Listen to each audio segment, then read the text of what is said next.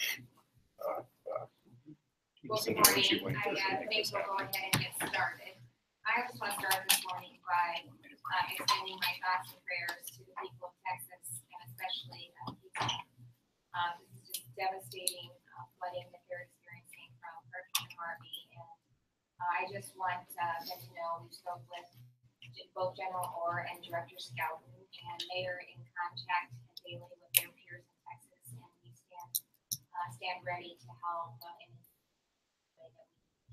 I want to compliment Governor Abbott on his response to this horrific devastation and flooding that's taking place, and his administration, really all stakeholders, really doing a good job considering the circumstances that they're dealing with. So our thoughts and prayers go out to the people in Texas. Today we're going to talk about school bus safety, and Iowa's children are our most precious resource, and nothing is more important than their safety. And I certainly was reminded of that last week as Kevin and I welcomed our ninth child into the world, August Thomas. The governor's office is working diligently to support the growth and success of Iowa's youth. Their future success is certainly our future success. And we're doing more to ensure that students can read efficiently by third grade. The governor's STEM Council has reached over 400,000 students with high-quality STEM education programs. And in 2013, we adopted the most extensive teacher leadership and compensation system in the nation to really better support the challenging work that our teachers do to help students meet higher expectations. But to be successful in all of these efforts, we must ensure that our children are safe as they travel to and from school every day. Now that school is in full swing again, there are more young people on our city streets, our county roads, and state highways that are getting on and off school buses. Every driver needs to make sure that our students are getting on and off their school buses safely without fear of being hit by a vehicle.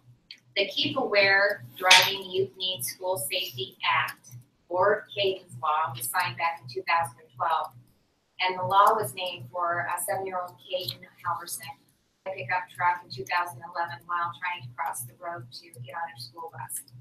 Cadence Law increased criminal penalties for passing a stopped school bus and resulted in the suspension of a person's driving privileges if they are convicted. Unfortunately, even with these increased penalties, we still have drivers who disobey the law. In 2016, we saw 581 convictions in Iowa for failure to stop for a school bus, and that's why the governor's office is working closely with the Iowa Department of Transportation to ensure that they're doing all they can to remind drivers of their responsibility to slow down, to remove distractions behind the wheel, and to obey the flashing lights on our school buses. From now to the end of September, drivers will see increased reminders on message signs over highways and graphics on social media reminding them to stop for flashing school bus lights. There's also a help video that's showing when you need to stop for a school bus on a multi-lane highway. It can be confusing, but what you need to remember is that always stop unless you're on a 4 or more lane road and the school bus is traveling in the opposite direction. Even then, I think it's a good practice to always slow down and be prepared to stop in case a child makes an unexpected move. After Cadence Law was passed, Iowa's Departments of Transportation, Public Safety, as well as Education, along with the University of Iowa's National Advanced Driving Simulator and Iowa State's Center for Transportation Research and Education, teamed up to provide additional public education on school bus safety. This information isn't just aimed at drivers, it's also for school administrators and bus operators.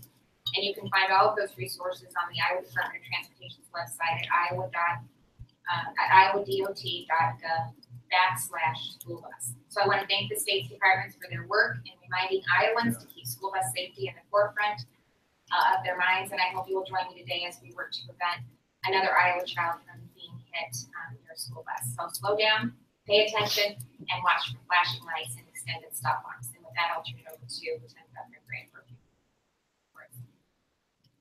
Thank you, Governor Reynolds, and good morning. Riding a school bus is one of the safest ways your child can travel to school. But unfortunately, getting on and off that bus can be very dangerous. There's a 10-foot perimeter around each bus called the danger zone. The danger zone makes it hard to see children trying to get on or off the bus or across a highway.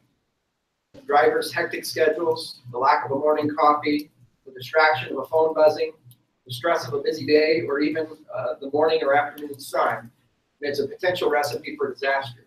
And the stakes are high, as you heard as the governor discussed Kaden's law and the situation that led to that. The good news is that keeping Iowa students safe is fairly easy. All it takes is awareness and a commitment to be on the lookout for a school bus's yellow flashing lights. As a driver, when you see those lights, you should come to a complete stop as quickly as possible. Whether you're following the bus or traveling in the opposite direction, it's your responsibility to stop. It's 15 feet from the bus and remain stopped until the flashing lights are turned off and the stop arm is pulled back in. It's also a good idea to remind children that they also have a responsibility to be safe around buses too. Students should always stop and look both ways before they cross the street. Make sure the bus driver can see them when they're crossing in front of the bus. And good rule there is if they can't see the driver can't see them. They should never cross behind the bus. On or off the bus, they should never cross the street until the bus driver signals that it's okay to cross. And this one's important too. If they drop something near the bus, they shouldn't just go pick it up. They should alert the bus driver and just follow the bus driver's instructions before they get that. As a parent, I of course want to do anything that I can to keep all of Iowa's children safe. I noticed as I was driving in on the interstate today, the DOT signs captured it very well. It said something like, yellow bus or red light means stop. I think that captures it. I also was driving through a neighborhood yesterday that said, drive like your kids live here. Well, applying that to this situation, drive like it's your kids that are on that bus. So I hope you'll join me by making a commitment to always drive safely around school buses. And now I'd like to turn it over to Director Mark Lowe of the Iowa Department of Transportation for some more important school bus safety information. Mark. Good morning. First, I just want to thank Governor Reynolds and Lieutenant Governor Gregg for taking time to talk about this important topic. And they both did a really great job of covering everything. So I'm going to take a few minutes to speak more generally.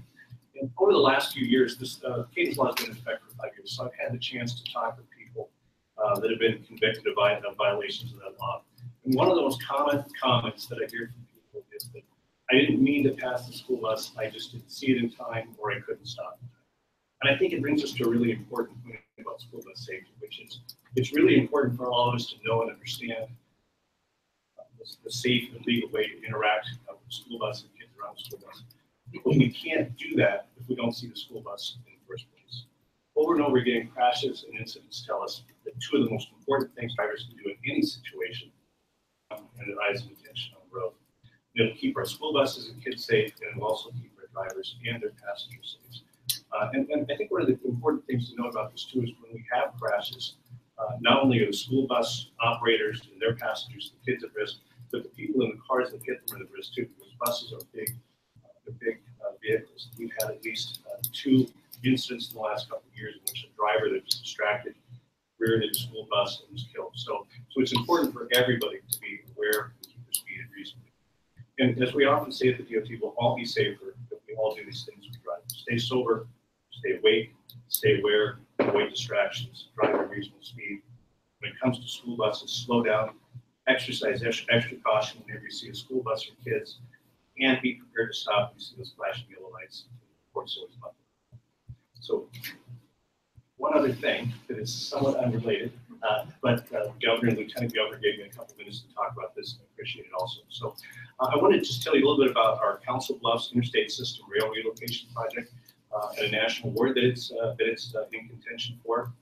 This has been an important project for the state, the DOT, and the railroad industry. And it was surprising to me to learn, as I learned about this project, that 25% of all trains between the eastern and western United States pass through Council Bluffs, Iowa. We have 9 major rail lines, 9 railroad main lines, and 5 major railroads converging there. And one of the things that happened over time with that is that you had a street grid that was congested by a multitude of railroad grade crossings. And that creates points of conflict for motorists, all of which are less than ideal in a safe mobility concept. So as part of our interstate project there, we completed a railroad consolidation project that eliminated 9 of those at-grade roadway railroad crossings, improved traffic at major interchanges, and provided for future capacity and expansion of the rail lines. Overall, the project safety for pedestrians and motorists, reduce points of conflict and delay for railroads, and position the area for future growth. And we were also happy to say that the project came in ahead of schedule and $2 million under the projected cost. So the award part of this, last week we learned that the project was selected as one of the top 12 projects in the America's Transportation Award. So that's something that's sponsored by AASHTO, which is the American Association of Highway Transportation Officials, AAA, and the U.S. Chamber of Commerce. So the top 12 projects across the country are competing for 2 national awards, the National Grand Prize and the People's Choice Award. The Grand Prize Award will be determined by an independent panel of transportation industry experts, but the People's Choice Award will be selected through online voting by the general public. So you can see all of the top 12 projects, and you can vote for your favorite at americastransportationawards.org. And voting will run through midnight Eastern time on Thursday, September 21. And it will be balanced according to state population proportions, so that small and large states can compete equally. So the really cool thing that we think is that both the Grand Prize and People's Choice winners now check that the state decide what to vote to. And with the governor's interest in STEM, our decision was that if we're chosen, we will donate that prize money to support a STEM initiative in the state level. So I do want to thank our staff, the railroad partners, HDR was our consultant, and the City of Council Bluffs, because all of them were involved in this project. Thank you. I just had a question related to that. Yes. Those big railroad improvements, Council Bluffs, are you doing anything special related to economic development for that? I guess the big question that a lot of people had when they saw that was potential Toyota sites, because they said that railroad was a major incentive for them. Yeah, I guess this was all planned long before those conversations started. But I would say that whole concept of expansion growth, once you make those things function better and more consistently, that naturally opens that area to economic development, whether it's Toyota or any other interested party. I have a question about nursing home safety. Any other questions on the topic that we have? Thank you. And don't forget to go online and vote. I'm glad to see that it's on a per capita basis too, so that's seems like a fair thing to do. Are there any other questions on the school bus? Okay. The long-term care ombudsman's office says that the state budget cuts have meant that they don't have the money to send staff out to visit nursing homes for safety. Will you be prioritizing that either for mid-year budget for FY18 in some capacity or for FY19? Well, I think a lot of their budget, if I remember right, almost 90% was going to salaries and to administrative costs. And so the interim director that we're working with, I think, has some really good ideas about how we can use those resources just a little bit better so that we can do the outreach and do the visits, but do it in a more comprehensive manner. And so they're looking at ways that we can not only provide the sites, but to make sure that not so much of it is being used or utilized with the administration and with the salaries, but to look at how we can provide the services in a more comprehensive manner. So they're addressing that, they're looking at that, they're working with the director, they're under the Department of Aging to find ways that we can better utilize that office to meet the needs, to make sure that Iowans that are residing in these homes are receiving the proper care that they deserve. Does that mean budget cuts, in terms of layoffs? Because part of what... It means that they know what the revenue is for the office, and they're taking a look at what that revenue is, and they're finding better ways that they can provide the services. It's about looking for providing a more efficient and effective government, and sometimes that means looking at things differently, which we should never be satisfied with status quo. We should never say it's always been done this way, therefore this is how we must always do it going forward.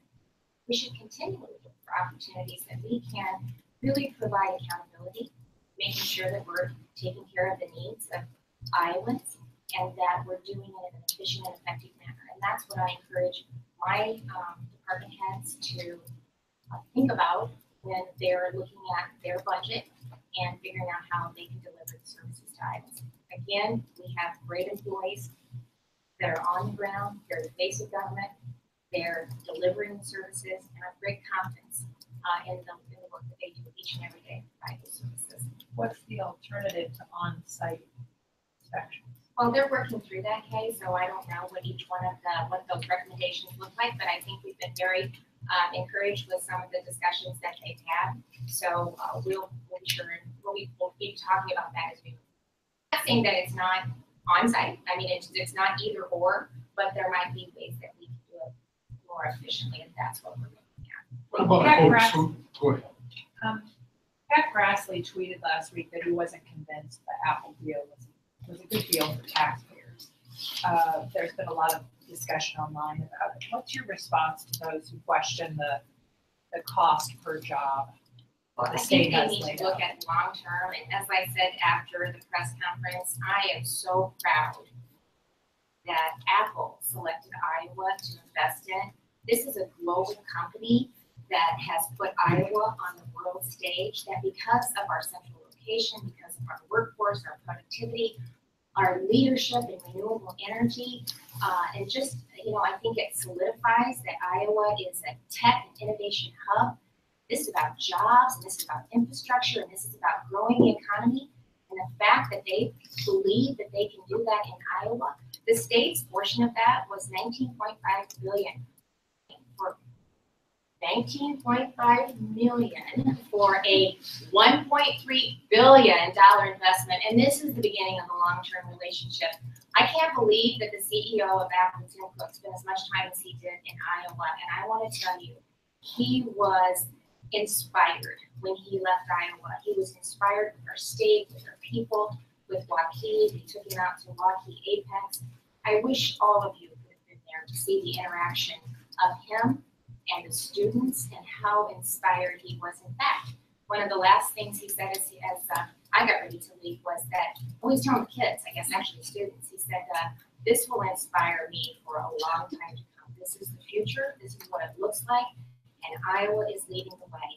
And that is a pretty strong message when we're trying to recruit business and industry, grow the economy, and provide jobs for Iowans here in the state of Iowa. I just wanted to go back to this question of the nursing homes. What do you say to people who are worried about grandma being in the nursing home and the state is doing the job? Well, we have Respected. the Department of Inspection and Appeals, and we have infrastructure in place, and we have check and balances, and so, we need to make sure that we're taking care of Iowans. I had a grandfather and a grandma that was in a nursing home. I think all of us have loved ones that have been in assisted living or in nursing homes, and they're doing a good job of making sure that we take care of are there bad actors out there, then we address the bad actors. But as I indicated, Bill, we need to continue to look at how we deliver services while maintaining that we take care of vulnerable Iowans in the state. Going back to the Apple deal, I think one of the biggest surprises was the 50 jobs that came out right now. Was there any discussion about a minimum amount of jobs that would be required to come in? Well, yes, that's part of that. It's a tax credit. So if they don't perform, they get nothing. It's not a check. It's 19.5 million, which if you break that down over 5 years, is about 3.9 million a year. And this is about a $1.3 billion investment. That's just the beginning of a long-term relationship. So let's think about the infrastructure. Let's think about the increased revenue that goes into Dallas County. I think the existing land, the revenue that they received from that was about $24,000. When you look at what the revenue will be after they build the first data center, it's about 1.9 million. That will continue to grow. It's about providing infrastructure. Waukee in Dallas County is one of the fastest growing counties in the state of Iowa, which, yay, it's great. We've got a lot of young people in the state that are staying in Iowa and choosing Iowa to live and raise a family and work. And this helps build out the infrastructure so we can continue to see additional growth, whether it be homes or businesses or whatever that may be. They also put forward a $100 million infrastructure fund. That's not been done before. So he said to me too, they look forward to being a long-term partner, which means giving back to Waukee, to Dallas County, and to the state of Iowa. And that came directly from Tim Cook. So it's not just a snapshot in time. You've got to look long-term and see the benefits that will continue to grow. And if you look at Google, and if you look at Facebook, and if you look at other areas across the state where we've seen this kind of investment and the build out of infrastructure, I think it demonstrates that really the long-term growth in jobs is phenomenal. And if you talk about the trades or the construction workers, they've been employed full-time at Facebook for the last 3 years. I was meeting with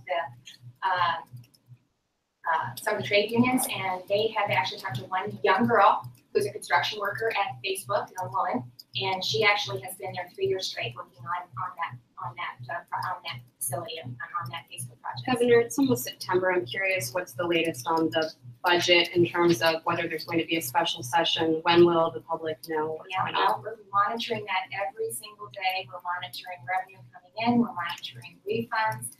We officially closed the books on October 1st. And so we'll be making those decisions in the near future. We're monitoring it every single day. So we're close. Will that decision come in September or will it come in October? No, it will come in September because they officially closed the last day of September. It'll come in Yeah. September. Do you expect, there's talk about money brought in July being used for the FY17 fiscal year? You anticipate that is going to happen to deal with this situation? Well, I mean, if it was revenue that was to be received in July, and it's all for generally county principals, and so we're in the accrual period, and so the books don't officially close until the end of September. And so all of that will be laid out. This is public information, so you'll be able to see how that was accounted for. Where do you stand, where do things stand on your tax reform proposal? And if you have meetings, will they be open to the public? Well, first of all, right now, in May, when I was sworn in, I laid out my 4 top priorities. The first one was making sure that we have the most competitive business climate in the nation. We know that we have to be competitive, and that means making sure that our taxing structure is competitive, as well as infrastructure, broadband connectivity, making sure that our students are educated for a knowledge economy, making sure that Iowans have the skills for the jobs of today as well as the jobs of tomorrow, and making sure that we have the most innovative energy policy in the country so that we can continue to keep the cost of energy down, which brings business and industry to the state and really helps our existing companies grow and expand. So every day, every month we're working on really what those policies look like, and we'll be laying out those policies in the future. But there isn't going to be any kind of meetings of the different players and having those in the sunshine?